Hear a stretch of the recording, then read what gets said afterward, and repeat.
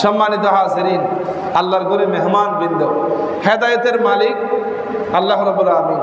হেদায়েত দেওয়ার মতো অধিকার এমনকি পৃথিবীর সর্বশ্রেষ্ঠ মহামানব, সমস্ত নবীদের ইমাম, রসুলে আরবি, সরওয়ারে আলম, বিশ্বসভার সভাপতি মুহাম্মদুর রাসূলুল্লাহ সাল্লাল্লাহু আলাইহি ওয়াসাল্লামকেও আল্লাহ পাক সেই পাওয়ার দেন নাই হেদায়েত দেওয়ার জন্য। হেদায়েতের পাওয়ার দেন নাই, হেদায়েতের মালিক বানান নাই।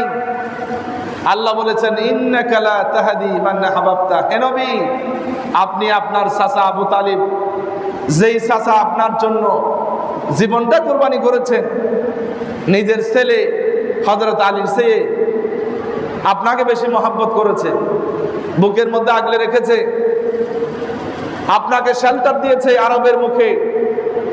আপনার পক্ষে কথা বলার মতো কেউ ছিল না। 10 জন চাচার মধ্যে সর্বশ্রেষ্ঠ চাচা আবু তালিব। এই আবু তালিব নিজের ভাতিজা মুহাম্মদ রাসূলুল্লাহ সাল্লাল্লাহু আলাইহি ওয়াসাল্লামের জন্য জীবনটা দিয়ে দিয়েছেন। কিন্তু নবী করিম সাল্লাল্লাহু আলাইহি ওয়াসাল্লামকে যেহেতু পুরা জীবন মাক্কি জীবনে নবীকে সহযোগিতা করেছে, আল্লাহর নবী একটা জিনিস দিতে চেয়েছিল, সেটার নাম হলো হেদায়েত।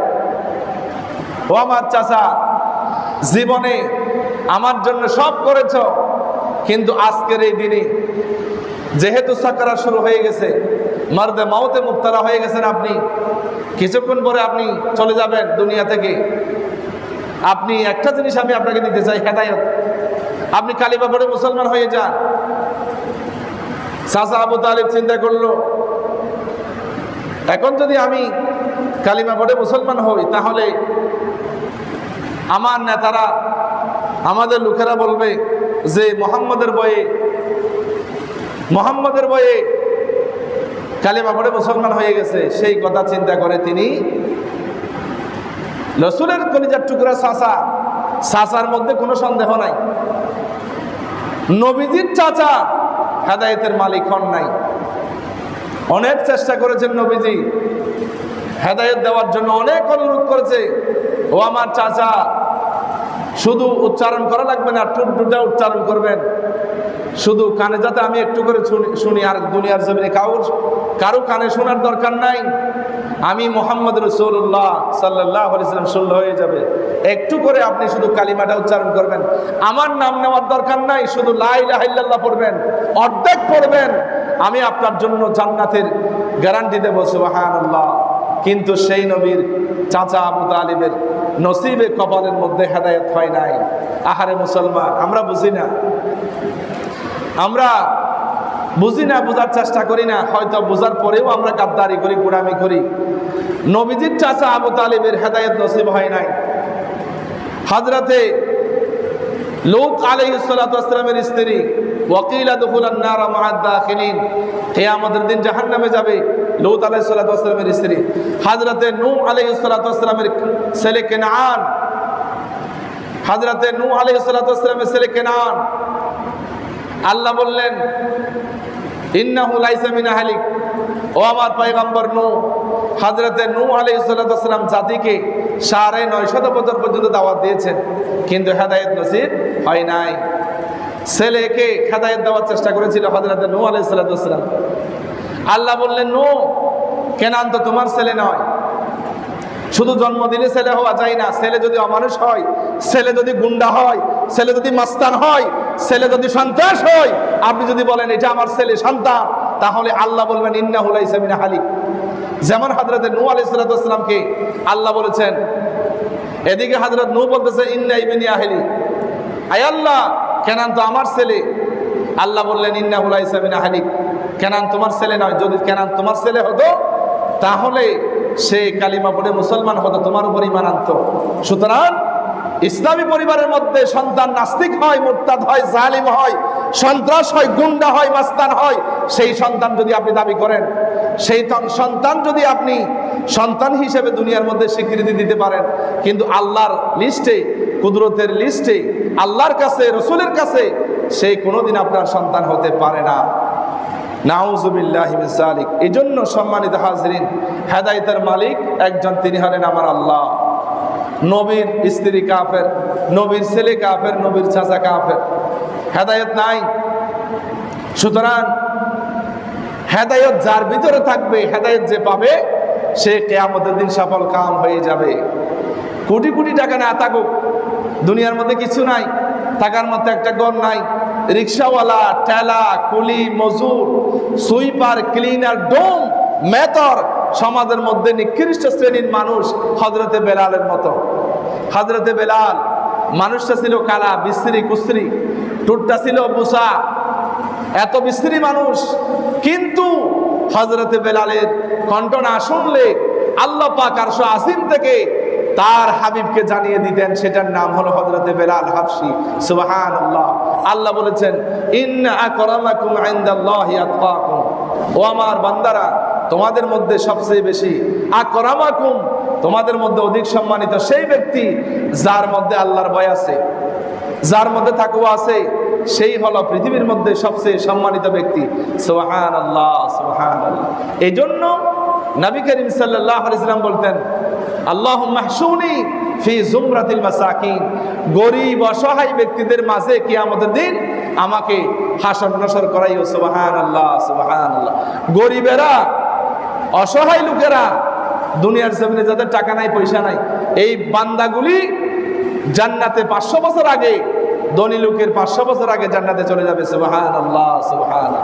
এই জন্য আল্লাহ নবী বলতেন, আল্লাহুম্মা হশুনি ফি জুমরাতিল মাসাকিন, গরীব অসহায় মিসকিনদের মাঝে আমাকে কবর থেকে উঠাইও, হাসর করিও। সুবহানাল্লাহ। গরীবদের সাথে আমি মুহাম্মদ রাসূলুল্লাহ সাল্লাল্লাহু আলাইহি ওয়াসাল্লামকে চালিয়ে দিও। সুবহানাল্লাহ, সুবহানাল্লাহ। এই জন্য সম্মানিত হাজরিন, আল্লাহর ঘরে মেহমানবৃন্দ, আল্লাহ পাক আমাদেরকে সামান্য হায়াত দিয়েছেন, সামান্য হায়াত। আমাদের হায়াত খুবই কম। হযরত আদম আলাইহিস সালামের হায়াত ছিল আলফুসানা, 1000 বছর পর্যন্ত।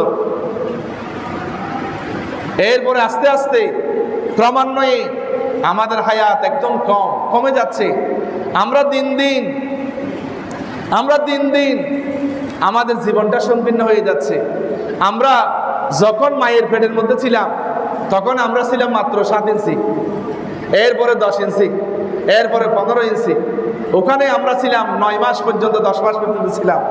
ওখানে আমাদের পৃথিবীটা ছিল, দুনিয়াটা ছিল সামান্য। পা টান দিলে আমাদের মায়ের কলিজা পেতাম। কলিজার মধ্যে আমরা আঘাত করেছি 500,000 বারের উপরে আমরা মায়ের কলিজার মধ্যে লাথি মারছি। অথচ দুনিয়ায় এসে বউ পেয়ে, বউয়ের কথা শুনে বাবা মাকে অনেকে অবহেলা করে। সম্পূর্ণ হারাম, সম্পূর্ণ হারাম। কপাল পড়ে যাবে, জিন্দেগি বরবাদ হয়ে যাবে যারা বাবা মাকে কষ্ট দেয়। বাবা মাকে কষ্ট দেওয়া যাবে না। যদিও বাবা মা অপরাধী হোক, বাবা মা যদিও বেশ্যা হয়, বাবা মা নাস্তিক মুরতাদ হয়, এমনকি আর ওই যে একটা ঘটনা বলছিলাম আপনাদেরকে, বাবা মা আল্লাহর কাছে অপরাধ করার কারণে বাবা মাকে আল্লাহ শুকর বানাই দিয়েছেন। ছেলেকে আল্লাহ হেদায়েত দিয়েছেন, ছেলের বাবা মা কিন্তু শুকর হয়ে গেছে আল্লাহর গজবে। কিন্তু ছেলে আল্লাহর ওলি বানিয়ে দিয়েছেন। কিভাবে? ছেলে, ওই বাবা মা শুকর, কিন্তু এই বাবা মাকে প্রতিদিন গোসল করায়, খাবার খাওয়ায়, যত্ন করে। এই ছেলেকে জিজ্ঞেস করা হলো, তোমার বাবা মা তো শুকর হয়ে গেছে, এই শুকর তো নিকৃষ্ট প্রাণী, আবাতারা খালকিহি, কেন এই শুকরের এত সেবা যত্ন করো কেন? তখন ওই আল্লাহর ওলি বললেন, এটা শুকর নয়, এটা আমার বাবা মা। আল্লাহর গজব পেয়ে সে যদি জাহান্নামীও হয়, কিন্তু আমার দায়িত্ব, আমার ফরজ দায়িত্ব আমার স্ত্রীর উপর নয়। আমার স্ত্রী যদি আমার বাবা মায়ের যদি খেদমত করে, তাহলে সেটা হলো, এটা নফল দায়িত্ব, এটা সে বাবা মায়ের মতো সওয়াব পাবে, কিন্তু ফরজ দায়িত্ব আমার উপরে।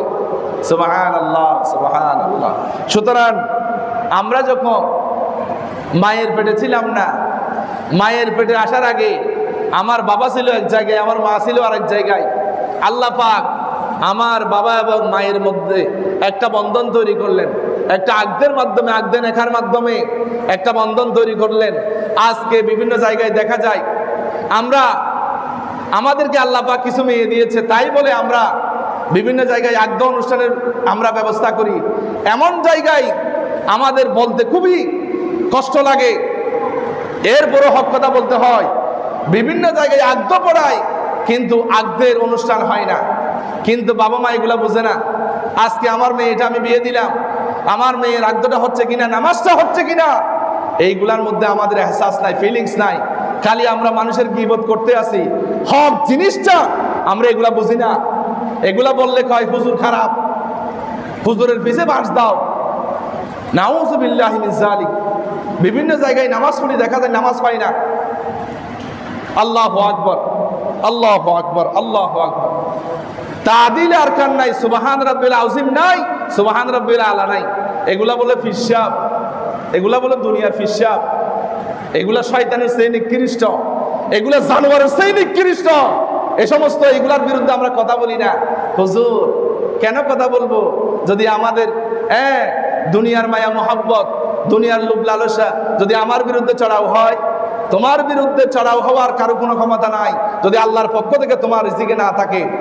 ঈমান হলো তোমার বিরুদ্ধে যদি কেউ অন্যায়ভাবে যদি তোমার বিরুদ্ধে অ্যাকশন নেয়, আল্লাহর হুকুম ছাড়া তোমার গায়ের একটা পশমও কেউ চড়াইতে পারবে না। আল্লাহর কুদরতের লিস্টে যদি তোমার নামে যদি তোমাকে হত্যা করবে, তোমার উপর আক্রমণ করবে, সেটা যদি লেখা থাকে, তাহলে তোমার উপর আক্রমণ করতে পারবে। আল্লাহর হুকুম ছাড়া একটা গাছের পাতাও নড়ে না। সুবহানাল্লাহ, সুবহানাল্লাহ। সম্মানিত হাজিরিন, এজন্য আকদ নেকার আয়োজন করবেন ভালো জায়গায়, মেয়েকে আকদ দিবেন। মেয়ের আকদ যদি শুদ্ধ না হয়, তাহলে মেয়ের লাইফ চলবে না, মেয়ের জীবন ধ্বংস হয়ে যাবে। নামাজ শুদ্ধ নাই যেখানে, সেখানে আকদের আয়োজন করবেন না। আপনারা আকদের আয়োজন করবেন আল্লাহর ওলি দিয়ে, যার ঈমান আকীদা ভালো, যার ঈমান আকীদা ভালো, যে হালাল খায় হারাম খায় না, এরকম আল্লাহর ওলি দিয়ে আপনারা মেয়ের আকদের ব্যবস্থা করবেন। সম্মানিত হাজিরিন, আল্লাহর করে মেহমান বৃন্দ, আমি মায়ের পেটে না আসার আগে আমার কোনো অস্তিত্ব ছিল না। আল্লাহ বলেছেন, হাল আতা আলাল ইনসানি হাইনুম মিনাদ দাহরি লাম ইয়াকুন শাইয়্যাম মাযকুরা। আল্লাহ বলেছেন, ও বান্দা, তোমাকে আমি বানানোর আগে তোমার কোনো অস্তিত্ব ছিল না, তোমার কোনো কিছুই ছিল না, পরিচয় দেওয়ার মতো তোমার কিছুই ছিল না। তোমাকে আমি এক ফোঁটা নাপাক পানি তোমার বাবার বুক থেকে, তোমার বাবার পিঠ থেকে, তোমার মায়ের বুক থেকে এক ফোঁটা পানিকে মায়ের রেহেমের মধ্যে জমা করে আমি আমার ফেরেশতা দিয়া, সুন্দর করে চামড়া দিয়া, আমার নিজের হাতে রু দিয়া আমি 9 মাস ধরে তোমাকে বানিয়েছি। অথচ দুনিয়া বানিয়েছি 6 দিনে।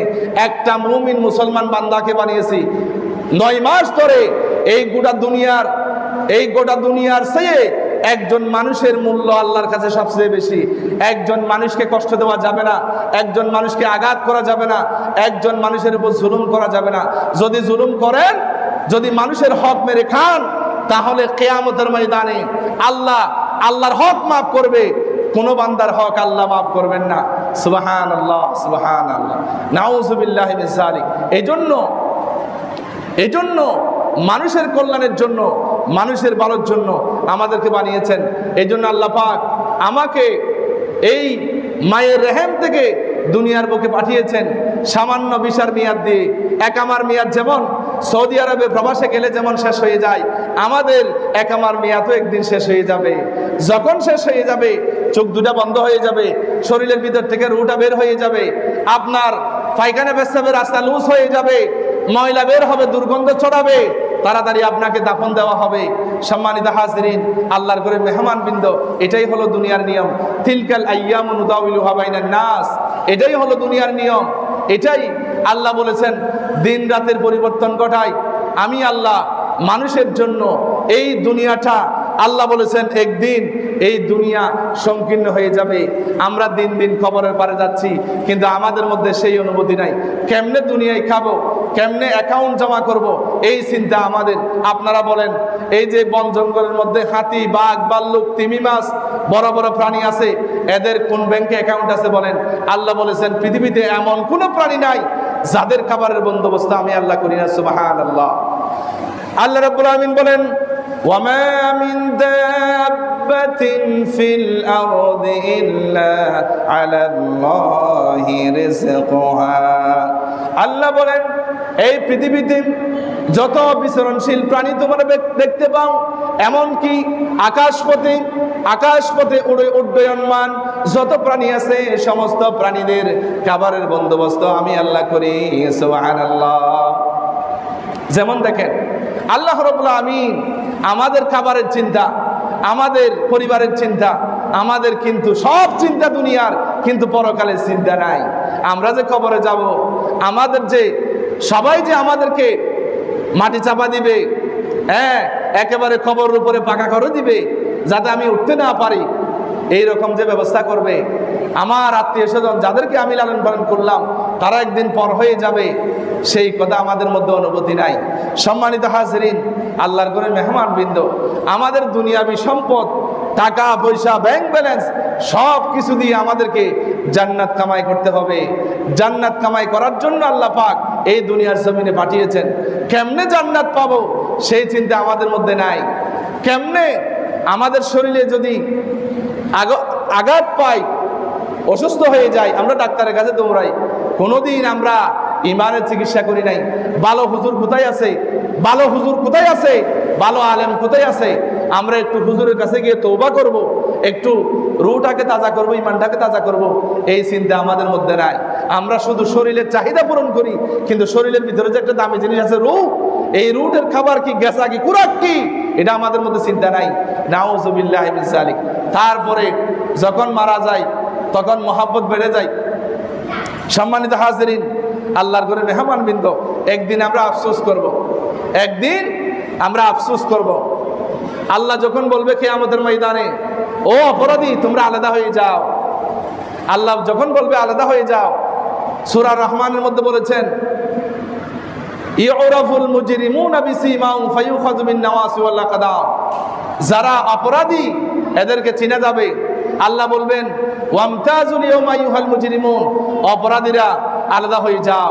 যখন অপরাধীরা আলাদা হবে, তাদেরকে যখন বাম হাতে আমলনামা দেওয়া হবে, তারা বুঝতে পারবে, হায় রে আমাদের আজকে কপাল শেষ। বাম হাতের মধ্যে আমলনামা যখন দিবে, তারা আফসোস করবে। আল্লাহ পাক বলেন, وَأَمَّا مَنْ أُوتِيَ كِتَابَهُ بِشِمَالِهِ فَيَقُولُ يَا لَيْتَنِي لَمْ أُوتَ كِتَابِيَهْ। তারা বলবে, আল্লাহ আমাদেরকে যদি বাম হাতের মধ্যে যদি আমলনামা দেওয়া না হতো, কতই না ভালো হতো। আমলনামা যদি না পেতাম, তাহলে আমরা জাহান্নামে যেতে পারতাম না, আমরা জান্নাত পেয়ে যেতাম। এরপরে তারা বলবে, ওয়ালাম আদরি মা হিসাবিয়া। আজকে যদি আমাদের হিসাব না নেওয়া হতো, হিসাবের ব্যবস্থা যদি না করা হতো, আমাদের জন্য কতই না ভালো হতো।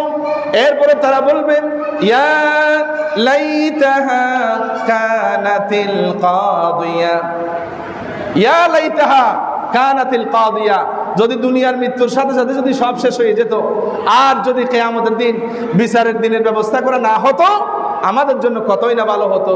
ওই যে হিন্দুদের মতো, হিন্দুদেরকে যেরকম পুড়ে ফেলে, এরা মনে করে যে শেষ, পরকাল বলতে আর কিছু নাই। নাউযুবিল্লাহি মিন যালিক। আল্লাহ বলেন, আমি আবার কবরের মধ্যে চিন্তা করব, আবার তোমাদেরকে চামড়া দিয়ে বডিটাকে মোটা করব, বড় করব, যাতে শাস্তি ভোগ করতে পারো। নাউযুবিল্লাহি মিন যালিক। এরপরে আফসোস করে বলবেন, মা আগনা আন্নি মালিয়া। আজকে আমার সম্পদের কোনো কাজে আসতেছে না, আমার সম্পদ দিয়া কি হবে। নাউযুবিল্লাহ। সম্পদ কিয়ামতের দিন কোনো কাজে আসবে না, ফেরেশতারা তো ঘুষ খায় না। হ্যাঁ, সম্পদ কিয়ামতের দিন কোনো কাজে আসবে না। এরপরে বলবেন, হালাকা আন্নি সুলতানিয়া। আফসোস করে বলবে, আল্লাহ দুনিয়ার জমিনে বড় নেতা ছিলাম, আমি প্রধানমন্ত্রী ছিলাম, এমপি মন্ত্রী ছিলাম, আজকে কিয়ামতের দিন আমার ক্ষমতা তো কোনো কাজে আসতেছে না। নাউযুবিল্লাহ। এই ক্ষমতা, অনেকে মনে করে ক্ষমতা বৈধভাবে হোক অবৈধভাবে হোক, মানুষের উপর জুলুম করে হোক, হত্যা করে গুলি চালিয়ে হোক ক্ষমতা পেলাম, মনে করে ক্ষমতা চিরস্থায়ী। নাউযুবিল্লাহি মিন যালিক। মনে করে, আল্লাহ বলেছেন সূরা ওয়াকিয়ার মধ্যে, খালাকা আন্নি সুলতানিয়া। মনে করে আজকে আমি তো ক্ষমতার মালিক ছিলাম, দুনিয়াতে বড় ব্যক্তি ছিলাম, কিন্তু কিয়ামতের দিন আল্লাহর সামনে ক্ষমতার কোনো কাজে আসবে না, আফসোস করবে। এরপর আল্লাহ বলবেন খুযূহু ফাগুল্লু সুম্মাল জাহিমা সাল্লু।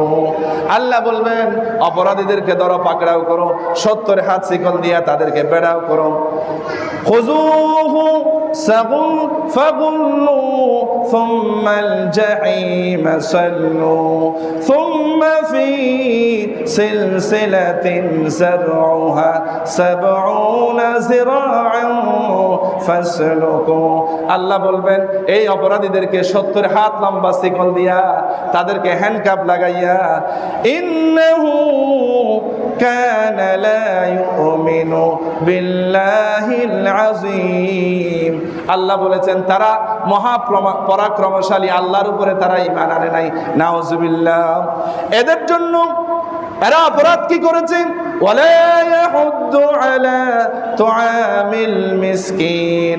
এতিম মিসকিন অসহায়দেরকে খাবার দেয় নাই, আল্লাহর প্রতি ঈমান আনে নাই, এগুলা হচ্ছে তাদের অপরাধ। এরপর আল্লাহ বলবেন ফালাইসা লাহুল ইয়াউমা হাহুনা হামিম। আল্লাহ বলবেন আজকে তাদের জন্য কোনো বন্ধু থাকবে না। হামিম, হামিম মানে সবচেয়ে প্রিয় বন্ধু, ভালো বন্ধু, যেই বন্ধু বন্ধুর জন্য জান দিয়ে দেয়, এই রকম বন্ধু কিয়ামতের দিন তাদের জন্য থাকবে না। নাউযুবিল্লাহ। এরপর আল্লাহ পাক বলবেন তাদের জন্য খাবারের ব্যবস্থা করো। কি খাবার হবে? আল্লাহ পাক কোরআনের মধ্যে উঠাই দিয়েছেন ওয়ালা তুআমুন ইল্লা মিন গিসলিন। তাদের জন্য শরীরের আঘাত থেকে যেমন পুঁজ বের হয়, শরীর পচে গলে শরীর থেকে যেরকম পুঁজ বের হয়, এই পুঁজগুলি জাহান্নামীদের খাবার হবে। এরপর আল্লাহ পাক বলবেন লা ইয়াকুলুহু ইল্লাল খাতিউন। আল্লাহ বলবেন অপরাধী ব্যতীত এই আঘাত থেকে বের হওয়া পুঁজগুলি অপরাধী ব্যতীত আর কেউ ভক্ষণ করবে না। নাউযুবিল্লাহ। অর্থাৎ অপরাধী যারা তাদের জন্য রয়েছে পুঁজ, পচা পুঁজ, তাদেরকে জাহান্নামীদেরকে খাওয়ানো হবে। সুতরাং সবচেয়ে সফলতা হলো যে পরকালে যে আল্লাহর জাহান্নাম নামক আযাব থেকে মুক্তি পেয়ে যার কপালে জান্নাত নসিব হবে, সেই হবে সবচেয়ে বড় সফল কাম ব্যক্তি। সুবহানাল্লাহ, সুবহানাল্লাহ। সময় দেন, আমি কথা হবে না। আচ্ছা। সম্মানিত হাজিরিন, এই আমার আজকের মূল বিষয় হলো যে পরকালীন সফলতার নাম হলো জান্নাত। এই বিষয়ের উপরে আমি আপনাদের সামনে কথা বলেছি। আল্লাহ পাক আমাদের সবাইকে এই দুনিয়া নামক পরীক্ষার হলে নেক আমলের মাধ্যমে যেন আমরা জান্নাত আমরা পেতে পারি, আল্লাহ পাক আমাদেরকে সেইভাবে আমল করার তৌফিক দান করুক। আমিন। আসসালামু আলাইকুম ওয়া রাহমাতুল্লাহি ওয়া বারাকাতুহু। সম্মানিত মুসল্লিয়ান কিরাম, এখন আমাদের সামনে কথা বলবেন আমাদের অত্র মসজিদের ভারপ্রাপ্ত সভাপতি প্রিয় বড় ভাই জনাব আমজাদ হোসেন আজাদ ভাই। আপনাদের উদ্দেশ্যে কিছু কথা বলবেন।